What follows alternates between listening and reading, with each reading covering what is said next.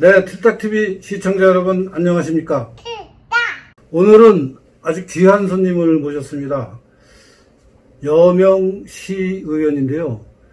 지금 서울시 의회에서 민주당이 압도적인 다수를 차지하고 있는 서울시 의회에서 미래통합당 비례대표 의원으로 맹렬히 활동하고 있습니다.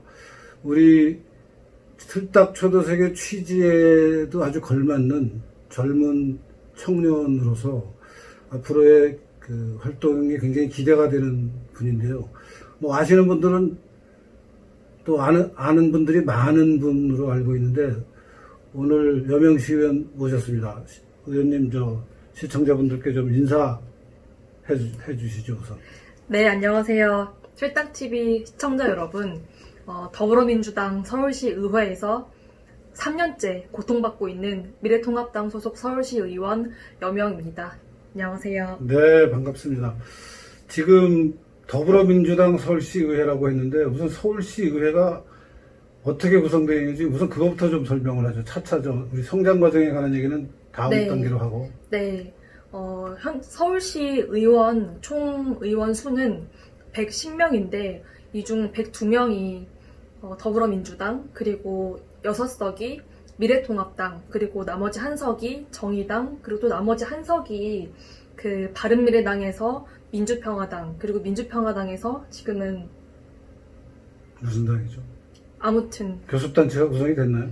교섭단체라는 것이 국회에서도 지금 구성이 안 돼 있고 서울시의회에서도 서울시의회에서의 교섭단체는 일당 독재네요. 총원 10명이 있어야지 가능한데 그것이 안 돼서 지금 더불어민주당 의회라고 제가 소개를 드렸습니다. 그러니까 서울시의회에는 그러니까 교섭단체를 구성할 수 있는 소속 정당 의원이 더불어민주당이 102석이라 나머지 8명이 같은 당이라도 10명이 안 돼서 말하자면 서울시의회 단위의 교섭단체는 전혀 구성을 못하고 지금 국회는 다행히 170석 대 나머지 당들 다 합치면 130석인데 국회의원이 20명이면은 교섭단체가 구성이 돼서 그 더불어민주당이 아닌 당들도 교섭단체를 구성할 수 있는 여지가 있는데 서울시의회는 완전히 일당 독재나 마찬가지이군요.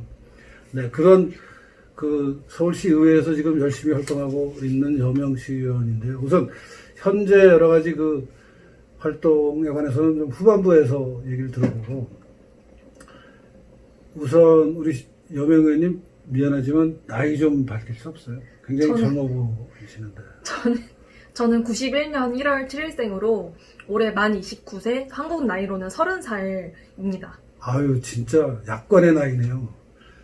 20대 후반. 그 29살이 되는 과정에 다른 사람들하고 같이 초중고, 대학 졸업하고 지금 시의원이 되셨을 텐데, 초중고, 대학 생활을 하면서 좀 시청자분들께 꼭 알리고 싶은 여러 가지 본인한테 의미 있었던 사건이나 어떤 이벤트, 그러니까 평생 잊지 못할 트라우마를 남겼다든가, 평생 잊지 못할 어떤 삶의 교훈을 준 어떤 사건들이 혹시 있었어요? 사실 드라마틱한 경험은 없었습니다. 초중고 내내 학교에서 나대는 걸 좋아해서. 나대는 걸 좋아하셨군요. 네. 반장, 부반장 늘 하면서. 반장, 부반장은 항상. 예, 항상. 초중고, 대학교까지. 예, 대학생 때는 아니고, 대학생 때는 반장 개념이 없으니까. 그래도 과대표 이런 게 있잖아요.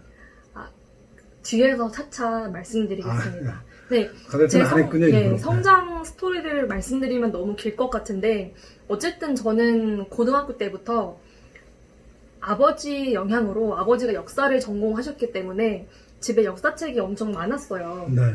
그런데 역사라는 것이, 역사책들이 상당히 거시적인 것들을 다루잖아요. 네. 그래서 그런 것들을 읽으면서 자라다 보니까 저도 모르게 뭔가 나라를 움직이는 그런 일들을 하고 싶다, 그런 라는 생각을 했었었고, 특히 지금 들으시면은 좀 유치한데 싶을 수 있겠는데 전 여전히 꿈이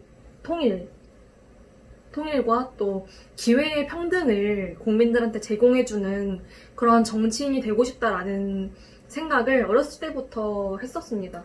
아니 그러면 통일과 기회의 평등이면 뭐 실제 그런지 몰라도 지금 민주당이 내세우는 구호하고 별 차이가 없는 것 같은데 그 당에 안 가고 왜? 아니, 그러니까 민주당의 네. 통일은 평화 통일을 앞세운 뭐라고 해야 할까요? 평화 통일을 반대할 명분은 없잖아요. 우리가.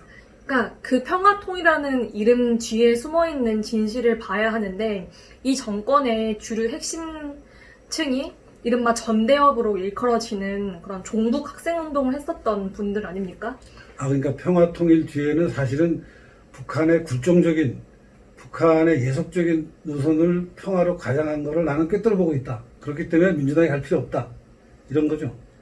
예. 네, 아주 훌륭한 역시 제가 오늘 초대석에 잘 모신 손님인 것 같습니다. 그러니까 사실 제가 그러니까 모든 국민들이 이 틀딱 TV를 보고 계시는 현명한 뭐 유권자라고 해야 될까요? 이 분들 외에는 많은 분들에게 아직도 반일 감정이 있으실 것 같아요. 그러니까 저 역시 전교조의 교육을 받으면서 그런 반일 감정을 막연하게 이렇게 쌓아왔던 그런 학생이었습니다.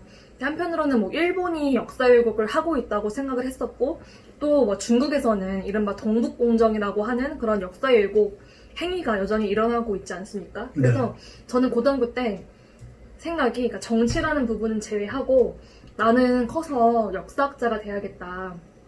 그런데 그냥 역사학자가 아니라 중국과 일본의 그런 역사 왜곡을 막는 그런 전투형 학자가 되고 싶다라는 생각을 했었습니다. 전투형 학자라는 건 뭐 수류탄 던지는 아니요. 그러니까 어떤 학자를 그 학자들이 그 연구실에 들어가가지고 막 자기 공부만 하고 하는 것이 아니라 그러니까 중국과 일본의 역사 왜곡 현실을 분석하고 그걸 막아내는 논리를 만들어내는 그런 학자가 되고 싶었는데 이게 조금 더 크고 나니까 아 이거는 역사 팩트의 문제가 아니라 사실은 국력의 문제구나.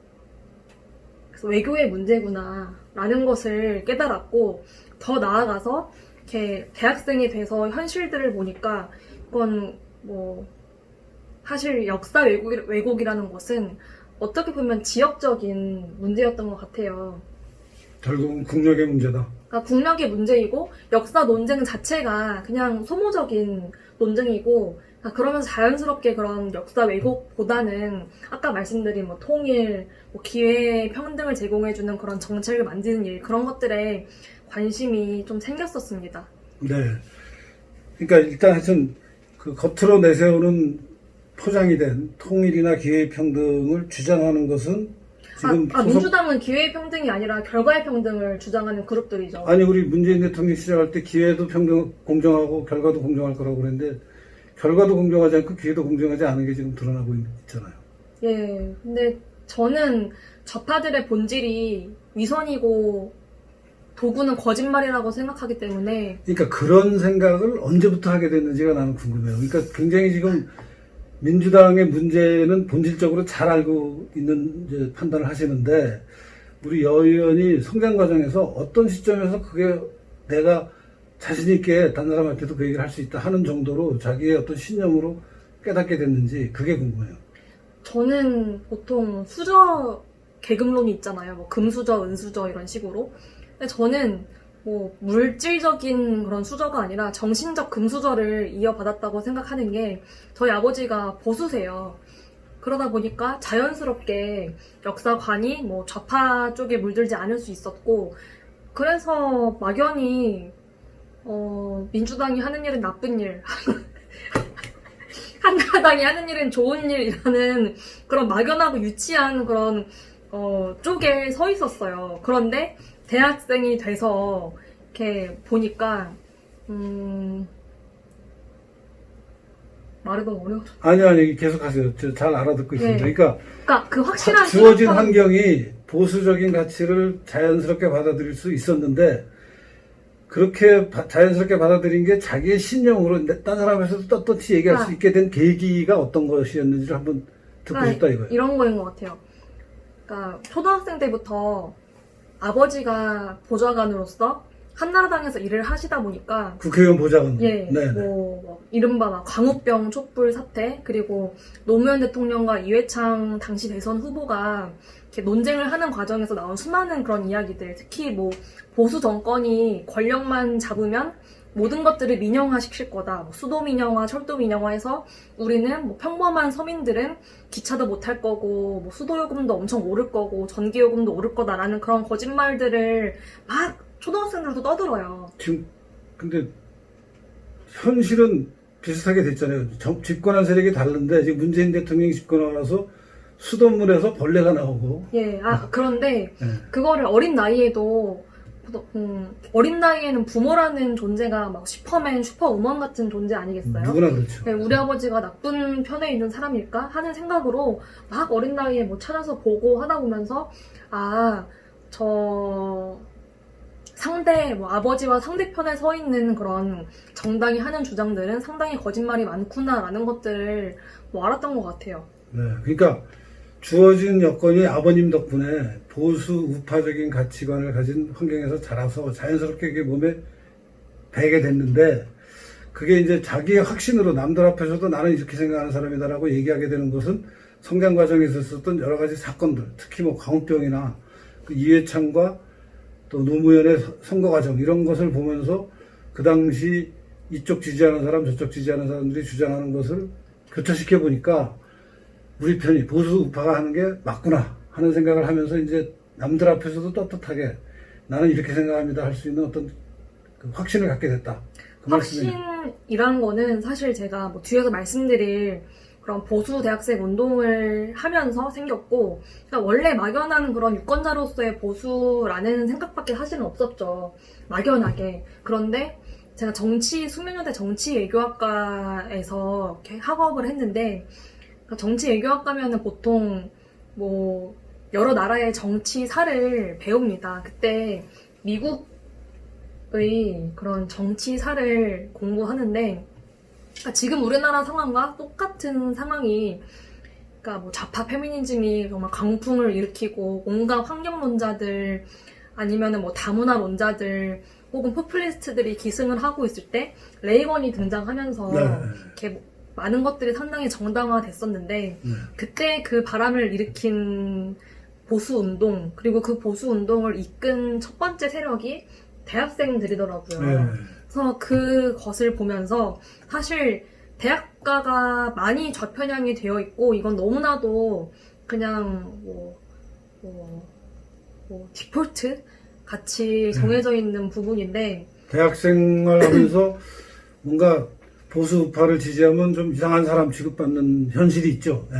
예. 그런데 이게 보니까 대학생들, 특히 뭐 전대협 혹은 뭐 한총련 이런 사람들의 후신인 한대련이라는 당시에 대학생 단체들이 있었는데, 그 친구들이 광우병 촛불 그 파동을 주도했었고, 근데 이 친구들이 새가 점점 작아지는 거예요. 할 일이 없는 거예요. 그러니까 선동시킬 대학생들이 있어야 하는데 그 대학생들이 없으니까. 왜냐면은 전교조의 교육에 의해서 이미 좌편향돼서 올라왔으니까. 이 대학생 때 맞으면 세뇌를 시킬 필요가 없고 이미 중고등학교 때 다 의식화가 돼서 대학에 오니까 막상 대학생 좌파단체가 할 일이 줄어들었다. 예. 그건 날카로운 분석이네요. 예. 그래서 이건 정말 고등학생 혹은 중학생 때부터 특히 역사라는 것이 세계관을 심어주는 학문 아니겠어요? 그래서 이게 잘못된 거구나. 우리나라에는 특히 그런 세력이 전교조, 민노총이 있는 거구나. 근데 뭐 한대포 활동을 시작할 때도, 그러니까 대학생 운동을 시작하려고 할 때도, 한대포라 하면 한국대학생포럼이라는 말의 준말이고, 한국대학생포럼은 맞으면 대학가에 별로 많지 않은 소수의 대학생 우파 조직 중에 하나인 거죠. 네. 여명 의원이 약대 뭐 김다인 씨가 이렇게 우리 프로에 초대받았던 김다인이 이제 창립 멤버 비슷하게 활동했던데 후배로 거기 가입하게 된 거죠. 가입할 때는 김다인 씨를 모르고 가입하고 나서 알게 된 거죠. 가입하고 나서 제가 또 활동 마치고, 어쨌든 그래서 그 레이건 대통령을 당선시킨 힘처럼 우리나라에도 그런 세력이 필요하다. 왜냐면은 제가 아까 꿈이 통일이나 아니면 기회평등 이런 정치를 하고 싶다고 했는데 사실 그런 통일 혹은 기회평등도 사치인 거예요. 왜냐하면 우리나라의 지금 현실은 제가 활동할 당시까지만 해도 벌써 6년, 7년 전인데 우리나라의 현실은 이 386 운동권 출신이 기득권으로 군림을 하면서 우리나라의 정신계를 너무나도 문란하게 왜곡시키고 정말 비정상의 상황으로 만들어 놓고 있는 상황에서 뭐 통일이든 기회평등이든 그런 건 다 요원한 거예요. 그래서 이런 세력들의 진실을 알리고 또 무너뜨리는 그런 작업이 필요하고 그런 일들을 대학생 단체가 뭐 마치 미국에서 그랬던 것처럼 할 수 있지 않을까 하고 여러 가지 검색을 해보다가 한국대학생 포럼이라는 유일한 대학생 보수 단체에 가입을 하게 돼서 활동을 시작한 게 그게 몇 년도쯤 됐어? 2014년 2014년에. 그럼 그게 대학 몇 학년 때예요? 1학년 때예요? 2학년 때입니다. 그래서 거기 들어가서 활동을 하면서 그 단체 회장도 역임하셨죠? 회장을 한 거 몇 년이에요? 15년. 2015년. 1년 만에 그냥 회장을 꿰차셨네. 2013년에 들어갔구나. 너무 오래전 일이어가지고. 2013년에 네. 들어가서 한 2년 정도 좀 활동을 거치다가 나중에 이제 그 단체 회장을 하게 되고, 회장은 보통 1년 정도 하나요? 그리고 이제, 그러면 역대 회장이 쭉 있겠네요. 네. 몇 대 회장이에요, 그럼? 전 6대 회장이었고요. 6대. 그러니까 제가 사실 경제 쪽으로는 뭐 선명한 우파가 아니었어요. 왜냐하면은 정말 그러니까 역사와 경제라는 그 신념을 결정하는 큰 축이 있다면 전 다행히 아버지 덕분에 역사관은 오염되지 않았었는데 이 경제관이라는 것이 이 중고등학교 경제 교과서도 정말 심각한 수준이거든요. 무슨 좌파 사회주의 혹은 사회민주주의 사상을 받아들인 혼합 경제 체제만이 정의로운 경제 체제다라고 가리켜요. 뭐 그랬던 상황이었는데 제가 한국대학생 포럼을 들어간 해에 네, 계속 하시죠. 그 안녕들 하십니까? 라는 그런 한동안 그 네, 대자보가 네. 들불 번지듯 그렇게 이렇게 퍼졌었는데 사실 그 본질은 민노총 소속 노조들의 코레일 노조들의 연봉을 올려달라는 것이었거든요. 네, 기억합니다. 네. 그때 처음으로 이 민노총이라는 조직에 대해 공부하면서 제가 생각한 막연히 그냥 상대편에 있는 노동 조직이라고 생각했던 것보다 더 악한 조직이더라고요. 자신들은 뭐 자신들의 그런 뭐 착취당한다는 그런 노동력, 그러니까 그 코레일 그 직원의 자리를 자기 자식들한테 물려주는 그러한 곳이었고 또 그 안녕들 하십니까 대자보에 선동돼서 나온 그 수많은 대학생들 그 대학생들의 상당수는 아마 코레일 노조가 1년 벌 그 연봉만큼 도달하지 못할 거예요. 제가 알기로, 그러니까 이제 지금 여 의원이 말씀하시는 게, 그러니까 이제 코레일에 이미 취직되어 있는 사람들이 노조를 만들었는데, 그 노조가 이제 뭐 임금 협상도 하고 여러 가지를 하지만 항상 자기들의 어떤 기득권을 계속 유지하면서 이제 매년 임금 협상에 나서서 임금을 계속 올리면서 맞으면 필요한 사람을 뽑는 과정이나 이럴 때 보면은 노조원의 자녀들한테 가산점을 주는 이런 문제들을 일으키고 네. 있는 걸 이제 알게 됐다는 네. 얘기죠.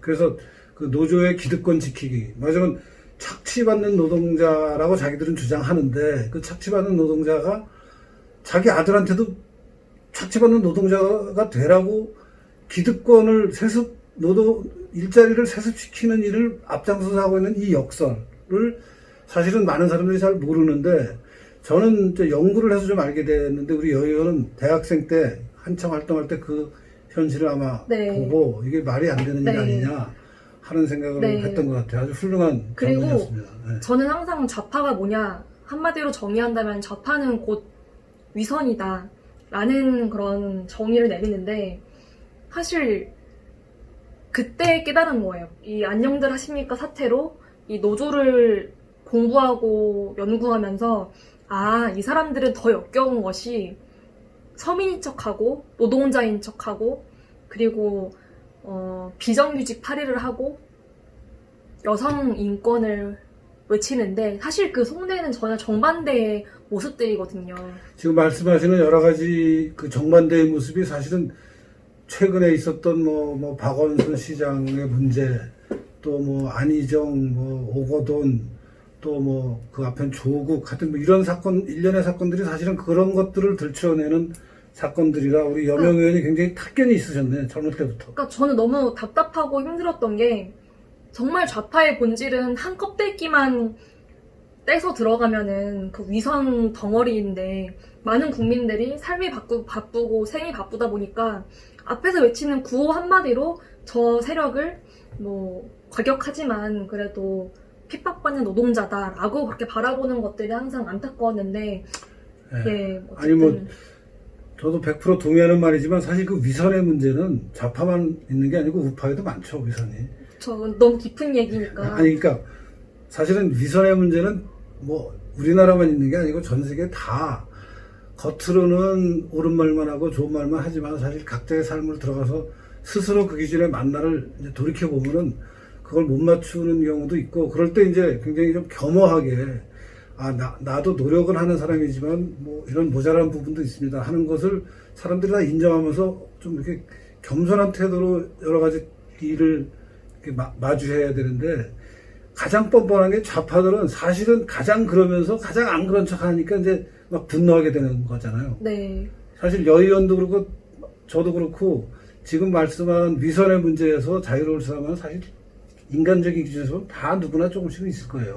근데 저는 우파는 위선이 문제가 아니라 위악이 문제다라는 생각도 합니다. 아 그래요? 우파는 일부러 악질인 척이에요? 특히 우파 중에서도 뭐 강성 우파에 해당하는 분들 예컨대 뭐 사이트로 따지면은 뭐 일간베스트 회원들 보면은 사실은 되게 마음 착한 그런 사람들도 있고 그게 인간의 본성 중 하나인데 이 좌파들이 너무 위선을 떠니까 일부러 위악을 떠는 거예요. 예컨대 좌익 페미니즘이 너무 광풍을 부리니까 우파에서는 오히려 너무 과격하게 혹은 너무 공감할 수 없게 뭐 여자는 사실 남자보다 열등한 존재가 맞다. 남녀 차별을 일부러 더 강조한다. 예. 그러니까 그런 것들을 우리가 조심해야 또 수권 세력이 될 수 있다는 생각을 하는데. 근데 우파 정치 집단에서는 그 정도 얘기하는 사람은 없고 전부 좌파 위선에 따라 끌려가는 사람들만 있잖아요. 그건 안타까운. 차라리 우파 정치인 중에 지금 얘기하는 그걸 위악이라고 한다면은 그 위약 부분을 굉장히 좀 강조하는 정치인이 있으면은 저는 생각이 그러니까 생각은 다르지만 네. 어찌 보면은 트럼프가 그런 PC적인 것에 어떤 위선을 막 공격하면서 미국의 대통령이 됐잖아요. 그러니까 저도 홍지수 작가의 그런 트럼프를 당선시킨 PC의 정책. 뭐 힘. 근데 네. 사실 저는 그 책이 나오기 전부터 그러니까 그 트럼프를 당선시킨 힘은 네. PC다. 네. PC에 대한 분노다. PC에 대한 분노가 그렇죠, 임계치에 달았기 때문에 된 거고 우리 홍준표 대표님 대선 나오셨을 때 우리도 약간 트럼프 대통령 전략을 좀 많이 차용했던 것 같은데 우리는 아직 국민들이 좌파들의 위선에 대해서 많이 깨닫지 못한 상황이었고 그 분노가 임계치에 안 달은 가고 있는 상황이라고 생각을 합니다. 또한 저는 한 가지 또 말씀드리고 싶은 게 트럼프는 그렇게 센 발언을 한다고 해도 그렇게 할 만한 능력이 있어요. 그런데 우리 우파 진영은 말만 세게 하고 그럴 수권 능력에 대한 부분은 좀 재고가 필요한 게 아닌가 하는 자기반성적인 말씀도 드리는데 어쨌든 이건 제 인터뷰니까 얘기하다가 원하는 대로 하십시오. 내가 뭐 특별히 뭐 그게 노조에 대한 그런 관념을 깨면서 특히 대기업이 나쁜 집단이 아니고 사실은 대기업 혹은 부를 일구어낸 사람들이야말로 정말로 막 처음부터 부자인 사람들은 사실 없지 않습니까? 거의 특히 우리나라와 같은 나라에서 얼마나 기업들이 많은 뭐 근로자를 채용하고 국가의 경제를 견인하고 특히 그 재벌 CEO들이 맨날 뭐 뒤에서 나쁜 짓을 하는 사람들이 아니라 그 자기의 그 회사, 가족의 회사를 앞으로도 더 크게 성장시켜 나가게 하기 위해 평범한 범인들보다 얼마나 더 뭐 노력과 뭐 고뇌를 하느냐, 또 그 정신 노동의 또 뭐 가치는 또 얼마나 되느냐라는 그런 고민들을 많이 했던 것 같습니다. 네, 아니 그런 부분에서는 굉장히 바람직한 어떤 자세를 갖고 있는데, 나 아까 얘기한 것 중에 하나 걸리는 부분이요. 아까 경제에 대한 이해가 좀 부족하다는 얘기를 했던 것 같아요. 그거 뭐 그게 노조에 대한 노조에 공부를 대한. 하면서 까졌고, 네. 또 마지막 저희 편견은 반일 감정이었어요. 반일. 근데 이게 깨진 건 스스로죠. 이건 정말 스스로 깨진 건데 어떤 계기가 있다기보다는 저는 정치외교학과를 전공하면서 일본학을 복수 전공하려고 했던 거예요. 그 하려고 이유가 했는데 하진 않았고. 예, 그 이유가 어렵더라고요. 그 이유가 일본말을 못하니까. 그러니까 일본은 우리의 잠재적 적국이고 언제 또 우리를 침략해올지 모르기 때문에 일본어 공부해 놓아야 된다라는 그런 생각이 있었어요. 그런데 그 일본학 수업을 듣다가 일본에 대해 공부를 하다가 정한론의 재인식이라는 책을 읽게 된 거예요. 학술 서적인데 근데 그 서문에 이런 글이 나와요. 내 조국을, 그러니까 그 메이지 유신 당시에 그 혁명을 일으켰던 30대, 40대의 젊은 장교들. 네. 장교들의 심리를 묘사하면서 내 조국을 일으켜 세우기 위해 그 젊은 청년들이 어떻게 절치부심을 하고 어떤 희생을 했는지 거기에 대한 그 심리가 딱 나와요. 근데 네. 그 순간 제가 머리를 정말 뒤통수를 해머로 얻어맞은 것처럼 이 일본인들이 나빠가지고 우리나라를 침략한 게 아니다. 자기 나라를 사랑한 거죠. 자기 침략한 게 아니라 내 조국을 자기 위대하게 조국을, 네. 다시 리빌딩 하기 위해 제국을 건설하기 위한 과정이 하나였고 더 화가 났던 것은 대체 그때 우리 조상들은 뭐 했냐 이거예요. 그렇죠. 고종이니 민비니 흥선대원군이 하는 그 사람들보다도 당시 지도층이 도대체 뭘 하고 있었길래 그렇게 일본이 자기 나라를 강하게 만드는 과정에서 우리는 아무런 대비를 못했냐. 사실 더 나아가서 더 고종까지만 가도 더 늦는 거예요. 이미 늦은 거죠. 네, 이미 늦은 거죠. 거슬러 올라가서 영종조 때부터. 네. 인조. 인조 때부터. 네. 그러니까 인조가 그 청나라에 당한 수모 의식 때문에 그렇죠. 당시에 어쨌든 가장 앞서 나가는 문명 국가였던 그 천국으로부터 오는 모든 것들을 거부한 거 아닙니까? 자기 아들까지 독살했다는 그런 의혹을 받고 있을 정도로. 그러니까 우리는 뭐 했냐 이거라는 이 생각 때문에 화가 나서 그때 많은 뭐라고 해야 할까요? 새로 태어난 기분. 여의형 하나만 무섭습니다. 나도 여의형 하나만 엄청 무섭습니다. 나도 위대한 내 조국을 위해 위대한 그런 결심을 하고 행동을 하는 사람이 되고 싶다라는 생각을 했고, 일본은 적이 아니라 뭐 극복해야 할 대상이고 협력할 땐 협력하고 또 견제할 땐 견제하고 이런 생각을 가진 것 같은데, 이거는 제가 방금까지 말씀드린 모든 과정들은 제가 뭐 우파로 거듭나기 위한 그 틀을 깨는 제 정신에서 일어나는 과정이었고, 이렇게 투쟁의 역사가 또 있습니다. 투쟁의 역사를 말씀드려도 될까요? 네, 얘기하시죠. 그러니까 자기 내적으로 이 새로운 어떤 목표를 향하는 과정이 있는가 하면 또 그걸 객관적으로 보여주고 객관적으로 확인하는 과정도 사람들이 다 겪게 되죠. 네, 머릿속으로 보수가 된다고 해서 뭐 정치라는 걸 할 수 있는 건 아니니까요. 그렇죠. 네. 그러니까 우선 저는 한국대학생 포럼이라는 보수 대학생 단체에서 처음에 들어가는 순간부터 회장이 되고 싶었어요. 자리를 탐하는 분이었군요. 자리보다는 어쨌든 일을 하기 위해서. 네. 네. 당시 한국대학생 포럼도 매우 큰 조직이었기 때문에 사실은 회원이 몇 명이나 됐어요? 들어갈 때?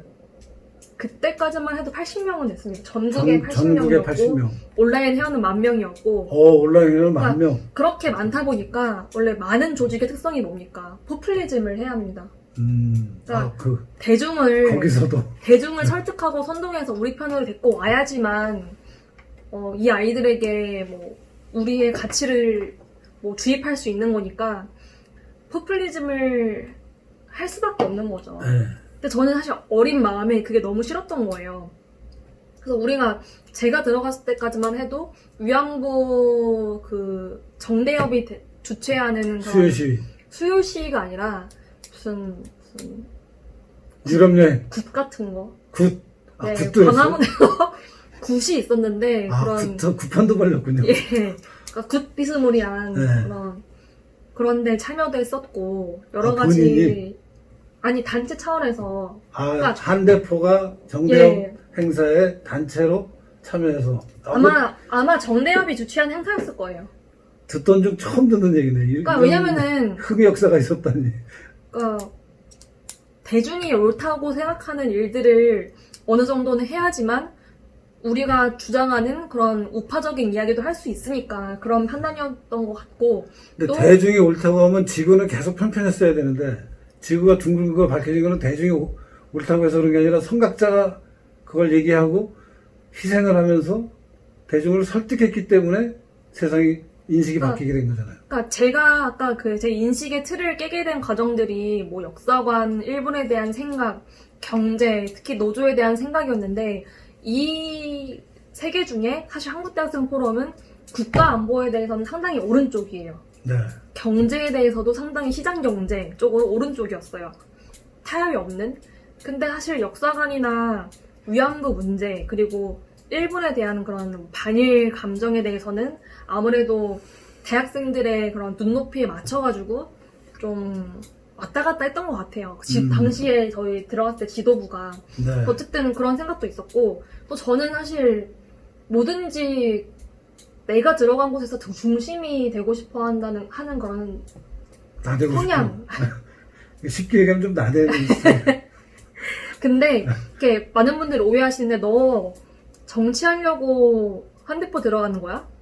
그런 얘기를 하시는데 저는 그건 아니었어요. 저는 보통은 나대는 분들이 정치를 하던데. 근데 저는 그런 식으로 정치를 할 수 있을지도 몰랐고 또한 아무리 빨라야 40대 혹은 40대 중반이라고 생각을 했고 제 직업으로서의 목표는 그러니까 조선일보 기자 혹은 하필 또 조선일보까지. 1등 신문사니까 신문사 기자라고 하시지. 1등 신문사니까 어쨌든 기자 혹은 국정원 직원 혹은 뭐 교수를 깔보는 게 아니라 막 교수 아니, 어쨌든- 뭐 교수 당연히 될 수 있죠. 어쨌든 그런 나라에 헌신하는 그런 역할이나 내 주장을 내 직을 걸고 이야기할 수 있는 그런 직업들이 어쨌든 직업적 목표였고 한대포는 그냥 대학생으로서의 사회 참여로 한 거였어요. 어쨌든 아니, 좋은 생각이죠. 들어갔는데 이 대학생 단체를 제가 원하는 그 우파적 가치에 충실한 단체로 이끌고 싶은 마음이었던 것 같아요. 네. 방향성을. 그때 그래서 나하고 처음 만나게 됐죠. 그때 회장일 때 어딘가에서 부회장일 때였어요. 부회장일 때인가요?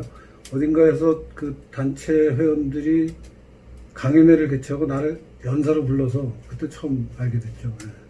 그때 보니까 굉장히 그 어린 학생이 엄청난 우파가 이거 이렇게 어릴 때부터 꼴통이 됐나 하는 생각이 들 정도로 엄청난 우파 젊은 여학생을 만나서 내가 깜짝 놀래가지고 관심을 네. 갖게 됐었습니다. 네. 단체에 들어가서 저는 막 임원들한테 청소시켜달라고 네.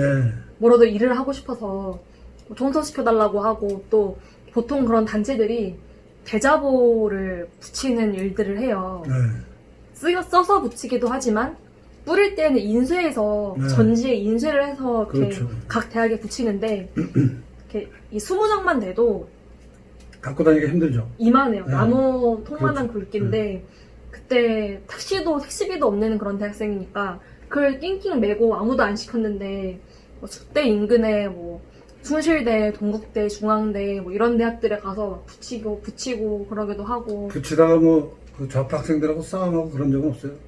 의외로 그런 적은 없어요. 여학생이 붙이니까 그냥 신경을 안 썼나 보다. 예, 그러기도 하고 또 그 각 기수마다 이렇게 치중하는 이슈들이 다른데 2013년, 14년에 이석기가 잡혀가지 않았습니까?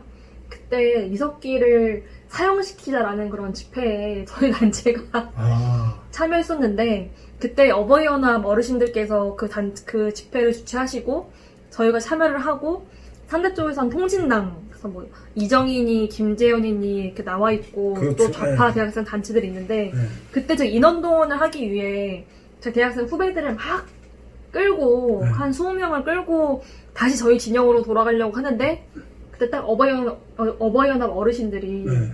그때는 제가 시작한 지 막 얼마 안 될 때여가지고 제 얼굴을 모르시니까 네.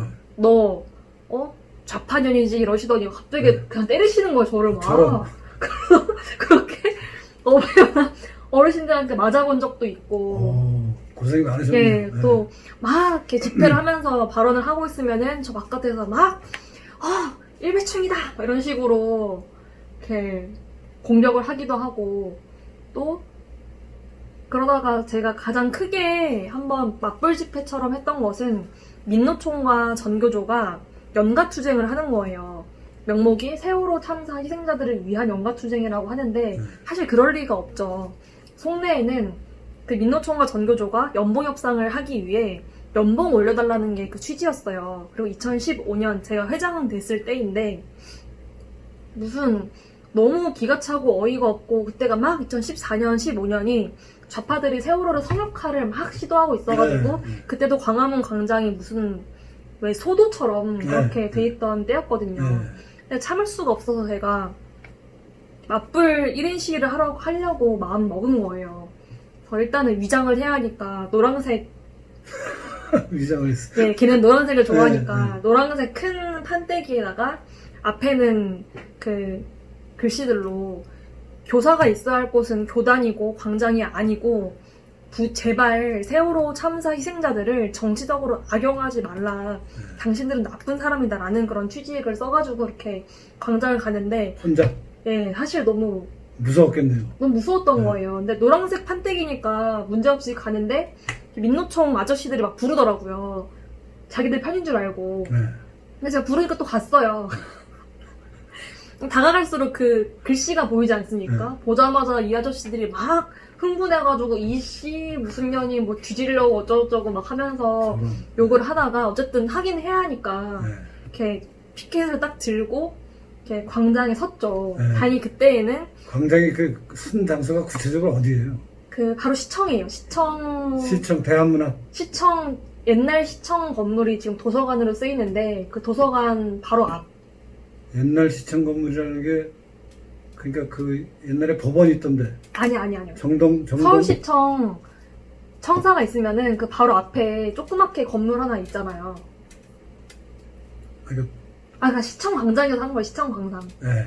시청 광장에 섰을 때는 다행히 막 구원 투수로, 그러니까 1인 시위는 원래 옆에 같이 서주면 안 돼요. 그래서 사진을 찍기 10m 간격인가 쓸 수 있죠. 예. 네.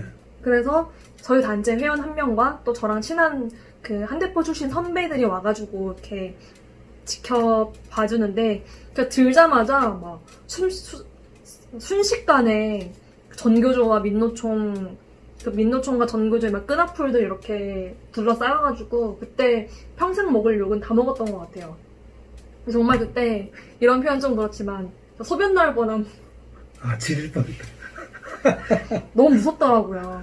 고생이 많았겠네요. 그리고 네. 그때 느낀 게 그 전교조 민노총이 한 좌파들 집회하면은 긴 깃발을 들고 있지 않습니까? 근데 깃발 끝이 엄청 날카롭더라고요. 그래서 저게 유사시에는 죽창으로 쓰이겠구나 네. 라는 생각이 정말 들더라고요. 그래서 겁이 많으셨네요, 사실은. 네.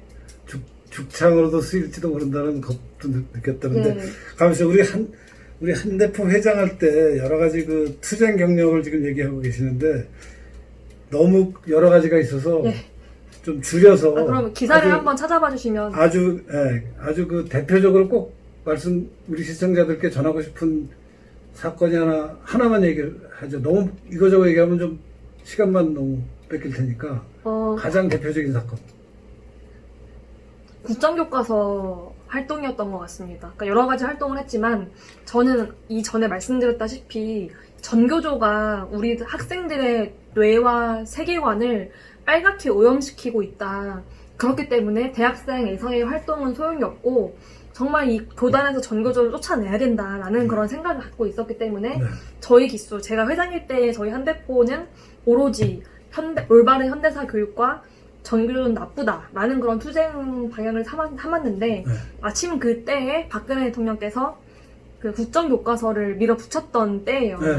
그때 사실 고민이 됐었죠. 네. 이렇게 통합교과서라는 이름이었다면은 좀 더 자유로웠을 텐데, 그러니까 그 교과서가 뭐 국정해야 되냐, 뭐 민간해야 되냐, 이런 논쟁은 그냥 다 넘어가고, 본인이 겪었던 가장 좀 어떤 처절한 현장을. 아니, 다 필요한 이야기. 너무 길어지는 것 같아요. 그래서 자랑이 너무 긴 것 그때- 같아서 좀 줄이세요, 얼른. 그때 그러니까 문재인 대통령이, 그때는 대통령 되기 전이죠. 네, 당시 당대표가 광화문 광장에 피켓을 들고 나온 거예요. 그걸 보고 저는 너무 참을 수가 없어서, 네. 바로 정말 2시간 만에 피켓을 제작해가지고 저도 나가는 거예요.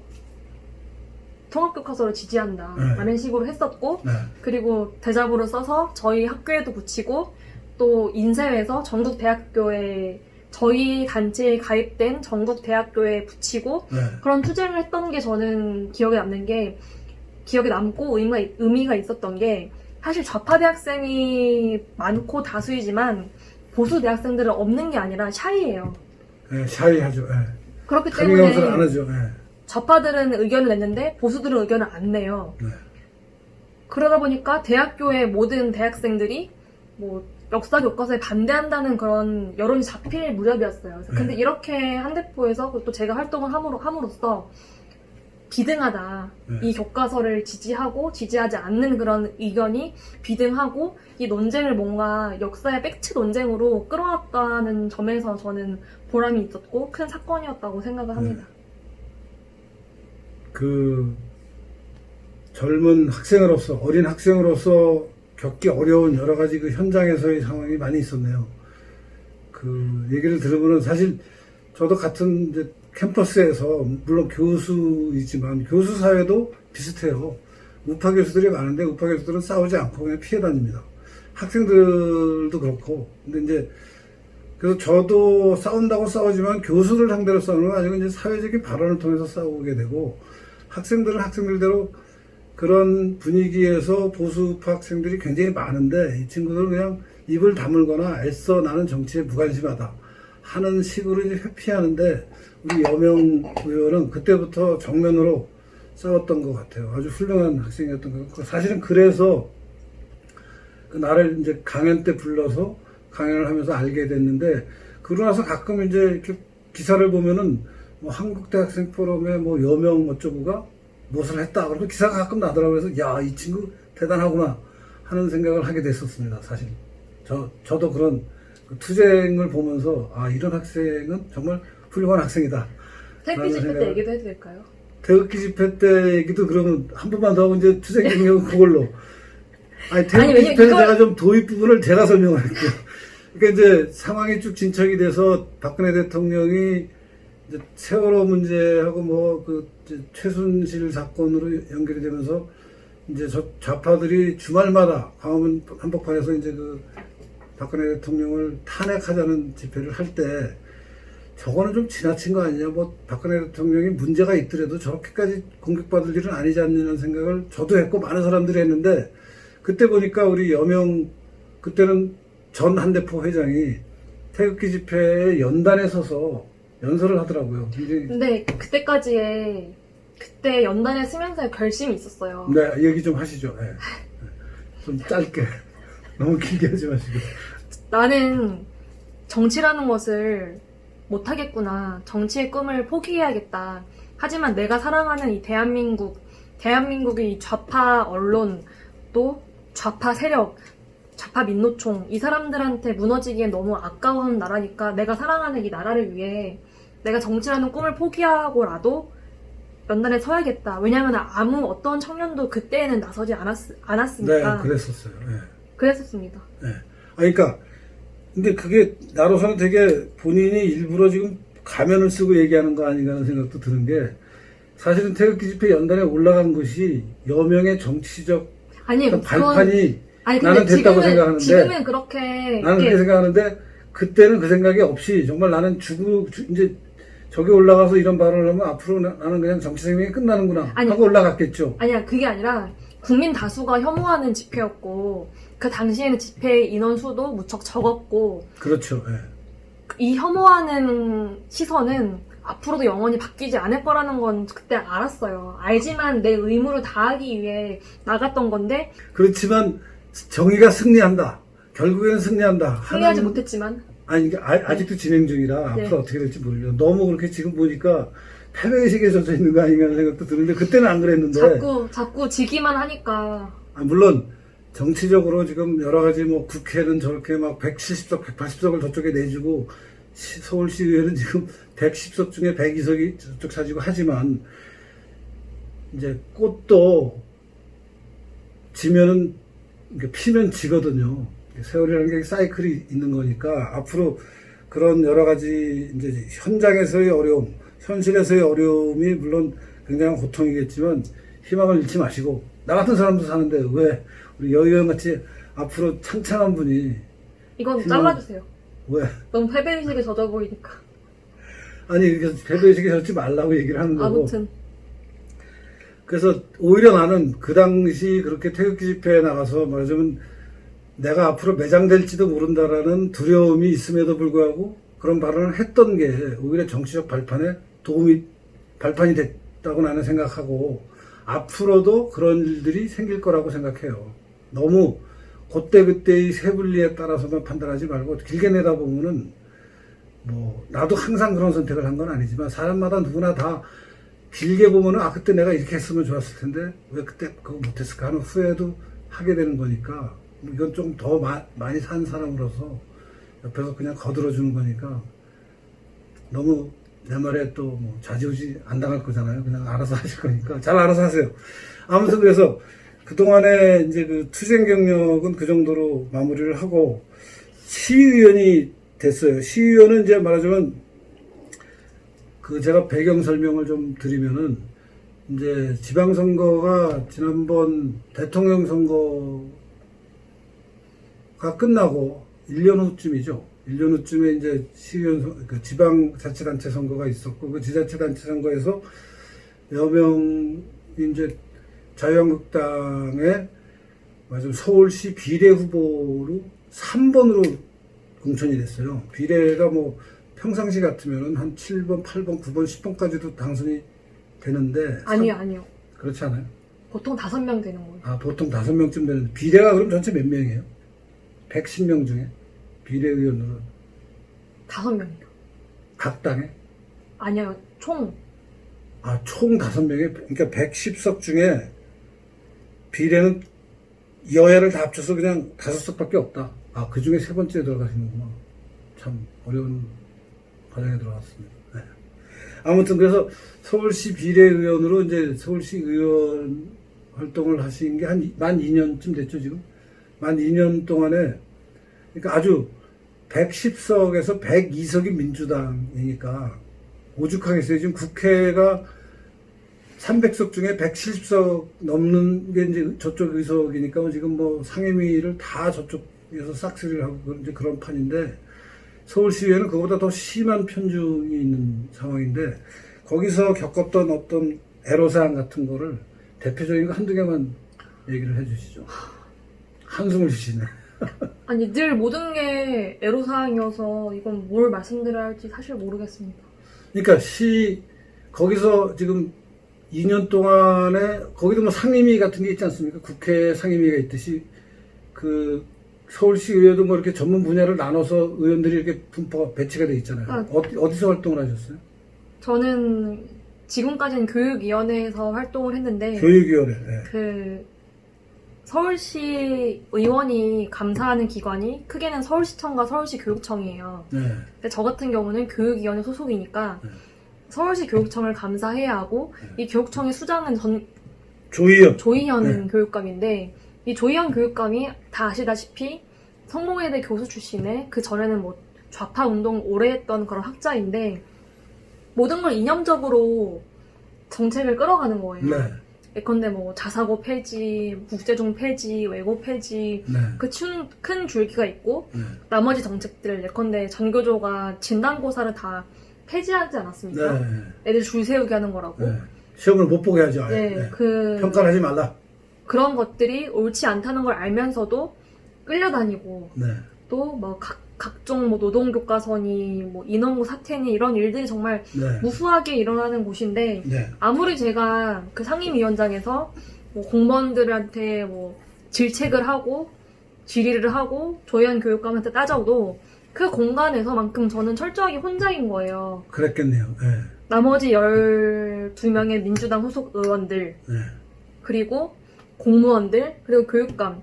특히 그 공무원들 중에 별정직은 전교조 출신, 좌파 진영 출신들이 그렇겠네요. 많고, 그냥 공무원들, 교육 공무원들도 장학관급에서는 뭐 전교조 출신이 있거나 전교조가 아니더라도 원래 보수가 부역을 잘하지 않습니까? 그래서 보수 출신이지만 전교조의 해악에 그냥 입 다물고 있는 공무원들이기 때문에 눈치 보는. 예. 마치 저는 그 안에서 저 혼자만 이게 문제다라고 하는 바보?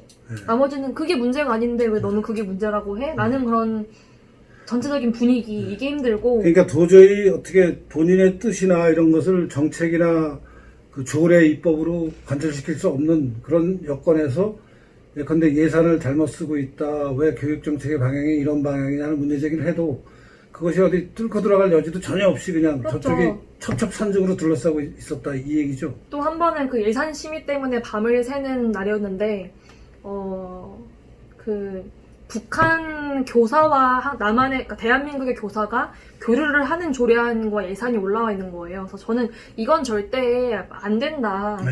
나는 내 신념상 이거는 절대 통과될 수가 없는 예산이다라고 실랑이를 하는데 잠깐 정회가 됐어요. 쉬는 시간에 이 예산을 담당하는 국장이 와가지고 막 이건 어차피 통과돼도 남북관계가 이 모양이니까 뭐 실현이 안 되는 예산이다. 네. 눈 한 번 감고 통과시키면 된다라고 하는데 나는 그래도 안 된다. 근데 어차피 여의원 혼자 반대해도 다수결이나 뭐 이런 걸 밀고 나가면 그 사람들대로 되기는 되는 상황이잖아요. 근데 그렇죠. 죽어라고 혼자 반대하면은 안 될 수도 있어요. 그렇지 않죠. 대부분 그냥 하지만 시간을 끌면서 좀 스트레스를 받게 할 수는 있죠. 귀찮게 할 수 있는 거죠. 근데 그 국장이 말이 계속 안 통하니까 저한테 아유 그러게 의원님네 당이 선거를 이기셨어야죠. 맞는 네. 말이네. 그 순간 저는 많은 걸 깨달았죠. 네. 그리고 또 한 번 예산심의로 그래도 토론과 설득을 통해서 막 교육감의 좌파 예산들을 뭐 작은 금액이나마 깎았는데 그게 상임위원회를 통과돼서 상임위원회에서는 깎였는데 네 본회의로 본회의 가니까 가서 다시 살아나. 살아나는 거예요. 그러고 저런. 보면서 그러니까 그냥 정말 이거 내가 열심히 해봐야 무슨 소용이 있나 그런 회의감이 들었겠네요. 그리고 오히려 제가 깎은 만큼 오히려 민주당 의원들한테 좋은 것이 되는 게 그걸 인질로 민주당 지역의 지역구 예산을 증액할 수 있으니까. 그렇군요. 예. 그렇지. 그러니까 전체 예산의 총액이 있는데 여의원이 요만큼 깎아냈어. 그럼 요만큼 깎아낸 것이 이제 비어 있으니까 그러면 요 자리는 원래 하는 건 아니야. 아니야. 네? 그러니까 제가 깎은 게 교육감의 정책 예산일 거 아니에요. 네. 그런 공무원들은 이걸 통과시키기 위해 각종 막 설득과 로비 작업을 하는데 네. 그때 민주당 의원들은 이거를 빌미로 잡고 네. 내가 이거 살려줄 테니까 우리 지역 예산은 살려내. 라는 식의 이제 바터를 하는군요. 네. 근데 그러니까 이게 여의원한테는 여의원이 원하는 거 해줄 테니까 대신 우리가 예산에 반영 지금 못하고 있는데 이런 거를 올리니까 너 그럼 거기 문제 삼지 말고 도와달라. 저한테요? 네. 저한테 하는 게 아니죠. 그러면 그 얘기를 위원들한테 하는 거죠. 네. 그러니까 그 말이 그 말이잖아요. 얘기를 위원한테 저랑 상관없는 저는 깎인 줄 알고 있었는데 뿌듯해하고 있었는데 네. 그게 다 살아왔고 네. 살아온과 동시에 네. 그 다른 의원들의 지역구 사업을 민원 올려주는 꼴이 되는 사업이다 거죠. 결국 올려주고. 네. 네. 아니 그 말이 그 말이잖아요. 제 꼴은 상관이 없죠. 저한테는 이익되는 게 하나도 없죠. 이익되는 건 없고 여의원은 그냥 깎았다고 좋아했는데 깎은 거는 도로 다 살아나고 저쪽 사람들은 그거 살리면서 야 이것도 해줘 저것도 해줘 이렇게 됐다는 얘기 아니에요. 그러면서 약간 민주당이 주장하는 바는 자기들이 야당일 때는 민주주의는 다양성이라고 해놓고 자기들이 여당이 되고 나서는 민주주의는 다수결이다. 다수결이니까 어쩔 수 없다. 원래 내노란불의 전문가들. 그러니까 저는 사실 원래도 의회주의자가 아니었지만 아마 이거는 의회주의자가 아니라는 말을 그렇게 쉽게 하시면 안 되죠. 예, 아니었지만이라고 이렇게 가정을 달았고 이거는 사실 한국당과 민주당 상황이 정반대여도 똑같았을 거예요. 그러니까 많은 그렇겠죠. 회의가 정치 현장이다 들었고, 그런 일들이 벌어지니까. 또 애로사항은 이게 이제 한 가지만 네, 짧게 한 가지. 임팩트 있게 얘기하세요. 그러니까 공무원들이 공정할 수 있을 때는 여야가 비등해서 언제 이 정권이 저당으로 갈지 모른다라고 할 수 있을 때만 공정한 거예요. 근데 그렇죠. 이 서울시의 권력은 앞으로도 계속 민주당에 있을 것처럼 보이니까 이건 뭐 자료 요청을 해도 개무시. 오는 게 없고 그리고 지적을 해도 개무시. 지적이 되는 게 없고 하는 그런 상황인 게 힘들죠. 그러니까 의원으로서의 보람? 근데 그러면은, 그러니까 그럴 상황이라는 건 내가 짐작이 충분히 되면은 이제 그런 상황을 겪었다라고 뭐 쉽게 말하면 언론 플레이를 좀 할 수 있잖아요. 예컨대 내가 의원으로서 이렇게 했는데 얘네들이 다수결이라는 이유로 지금 내 의견을 하나도 안 받아주고 있는데 이건 잘못된 거다. 언론에다 막 이렇게 얘기할 수 있잖아요. 우선 서울시 의원이 이런 불만 사항을 얘기하는 거에 기자들이 관심이 없고 사실 이 방송을 보고 있는 분들 중에도 서울시의원이 뭐 하는 거야? 라고 생각하는 분들도 계실 거예요. 아니, 그런 분들이 많지는 않을 겁니다. 그러니까 우리 시청자들이 수준이 높습니다. 언론이 막 우리 편도 아니고 이게 재미가 있고 기사성이 있어야지 언론 보도가 될 텐데 이런 일들은 늘 일어나는 일 중에 하나니까 언론 보도가 잘 안 된다. 없는 거예요. 네. 그래도 언론 보도를 만들어내는 또 여러 가지 정치적 전략이 있을 텐데 뭐 그것까지는 여기서 얘기할 필요는 없는 것 같고 내가 기억나는 사건 중에 그 민족문제연구소하고 뭐 이렇게 소송을 좀 했죠. 그것만 좀 간략히 어떤 사건인지 얘기를 좀 해주시고 다음 단계로 넘어가 봅시다. 그러니까 민족문제연구소라는 친조희연 교육감 단체예요. 친일 인명사전이라는 걸 만든 네. 단체죠. 네. 친일 인명사전을 만들고 네. 그리고 백년전쟁 다큐멘터리를 만든 곳이고 말하자면은 좌파들의 역사관을 뭐 기획하는 그런 민중사학자들이 모여있는 그런 단체인데 네. 이 단체에서 나온 친일 인명사전을 서울시 교육청에서 세금으로 이렇게 구입을 해서 그 서울시 안에 초중고등학교에 뿌린 적이 있어요. 이건 제가 의원이 되기 전의 일이에요. 그런데 또다시 이 민족문제연구소가 출판한 책을 한 권에 7만 원인데 네. 이걸 또 세금 1억을 들여가지고 뭐 학교에 뿌린다는 거예요. 그래서 이건 옳지 않다. 민족문제연구소의 주의, 주장, 구성원 자체가 편향돼 있고 네. 서울 시민의 세금이 동의 없이 들어가면 안 되는 곳이다. 아유, 맞는 말 하셨네요. 그러면서 민문현이 출판한 뭐 그 친일 인명 사전은 보수 정치인, 보수 세력을 친일 프레임, 친일 만연 사냥하기 위한 의도가 깔려 있는 그런 뭐 책이고 네. 또한 백년 전쟁이라는 다큐멘터리는 이름과 연도 빼고는 다 거짓말이다라는 그런 취지의 논평을 냈는데 논평을. 네. 그러니까 마지막 언론 성명이죠. 그게. 서울시 네. 의원으로서 낼 수 있는 언론 보도문을 하나 냈는데 그 성명을 갖고 문제 삼아서 명예훼손이라고 해서 형사고발, 민형사 다 민사고발. 걸었는데 여의원이 결국 다 법정 투쟁을 하면서 무혐의로 다 끝났죠. 네, 축하드립니다. 변호사 쓸 돈도 없어서 아이고 정말 고생이 많으셨습니다. 혼자 교수님도 많이 도와주셨고. 아니 내가 좀 거들긴 했지만 뭐 그래도 그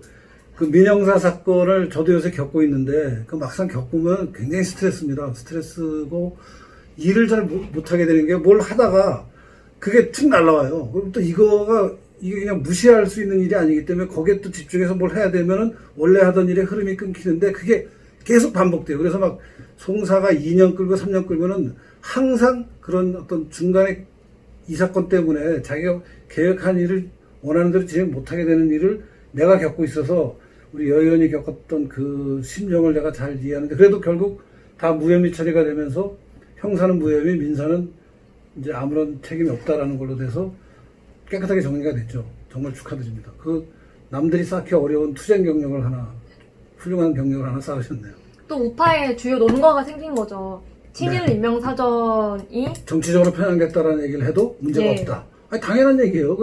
그게 사실 우리가 얘기할 거리가 안 되는 당연한 건데 얘기거리가 되고 있는 이 현실 문제죠. 당연한 건데 이제는 우리가 한동안 종북이란 용어도 못 쓰지 않았습니까? 아니 내가 지금 문제가 되고 있는 것도 수업 시간에 저 윤미향 그 단체가 종북이라는 얘기했다고 지금 형사사건의 검찰 조사를 받고 있는 게 제 상황인데 하여튼 뭐 그거는 그대로 앞으로 진행이 될 테니까 우리 시청자들한테 오늘은 제가 주인공이 아니고 우리 여 의원이 주인공이라 내 얘기는 그냥 생략하고 일단 그래서 여러 가지 우리 여명 의원의 그 성장 과정에서의 그 동기 또 대학생 때 한국 대학생 포럼이라는 우파 단체를 하면서 겪었던 여러 가지 에피소드들 재미있게 들었고 또 시의원으로서 겪고 있는 여러 가지 고충들도 우리가 알게 됐고 앞으로는 어떤 계획을 갖고 계신지 본인 뜻대로 물론 세상 일이 다 펼쳐지진 않겠지만 그래도 현 시점에서 앞으로 단기적으로는 지금 시의회에서 역시 교육위원회 활동을 하시게 되나요? 아니면 뭐 아니, 저는 서울시 많은 사업들을 관할하는 그 기획경제위원회로 소속을 옮겼고, 그러니까 2년에 4년이 임기인데 2년은 교육위원회, 남은 2년은 경제위원회. 기획경제위원회. 말하자면 예산 전체를 어떻게 쓰는지 감시하는 그런 위원회군요. 거기 가면 여러 가지 서울시 전체를 볼 수 있는 견문이 넓어지실 것 같아서 앞으로 많은 활동 기대하고요. 그 앞으로 서울시의원은 그래서 무사히 당연히 잘 마치고 이제 그 다음부터는 어떤 계획을 갖고 계신지 좀. 모르겠어요. 저는 한 번도 이렇게 그러니까 제가 가고자 하는 길은 있었지만 내가 이 다음에 뭘 해야지, 뭐가 돼야지라는 계획은 없었고, 진짜요? 예. 뭐 제가 서울시의원 해야지라고 해서 서울시의원 된 건 아니잖아요. 그건 아니지만 국회의원은 한번 하셔야 되지 않겠어요? 그러니까 여러 가지 배경으로 봤을 때 국회의원을 해야 뭐 일을 할 수 있겠지만 그게 지금 당장 내가 뭐 다음에 총선 나가가지고 어디 뭐 어느 의원에 줄 서가지고 막 이런 계획은 없고. 아니 그런 계획은 아니지만 우선은 그래도 중장기적으로는 그게 뭐 30대 후반이 중반이 될지 후반이 될지 40대 초반이 될지는 몰라도 언젠가는 정치권에 꽂힌 국회에 진입하고 싶어 하시는 것은 사실이죠. 그것까지 아니라고 얘기하시면 안 되잖아요. 근데 그게 아주 구체적으로 그럼 뭐 근데 지금 뭐 당대표한테 줄을 서겠다, 지금 원내대표한테 줄을 서겠다 이렇게까지는 나는 생각이 없다. 그건 잘하는 거예요. 네. 열심히 일을 하시다 보면 기회가 열릴 겁니다. 지금 국회의원 된 사람들이 다 줄 선 경우도 있지만 열심히 자기 일을 하다가 보면은 국회의원이 되는 그런 경우도 많이 있으니까 우리 여 의원의 장래도 저는 굉장히 밝게 봅니다. 열심히 계속 활동해 주시고 오늘 이렇게 틀딱TV 시청자들을 위해서 기탄 없이 허심탄회하게 자기 막 말을 해준 여 의원께 감사드리고 마지막으로 좀 우리 시청자들께 마무리 인사하고 끝을 내죠. 꼭 하고 싶은 말이 있으면 추가하셔도 됩니다. 네, 긴 시간 시청해주셔서 감사드리고요. 뭐 아직 부족한 부분들이 많은 청년이지만 계속 관심 있게 지켜봐 주시면 성장해 나가는 모습을 보여드리도록 하겠습니다. 감사합니다. 네, 오늘 여명 의원을 모시고 정말 그 가식 없이 있는 대로 재미있는 얘기를 많이 시청자 여러분들에게 들려드린 것 같고 앞으로 우리 여명 의원이 어떻게 활동하는지 지켜보고 잘하면은 박수 쳐주고 잘못하면 질책하는 그런 우리 틀딱TV가 되도록 하겠습니다. 오늘 이렇게 여러분들 시청해 주셔서 감사드립니다. 다음 시간에 뵐 때까지 안녕히 계십시오.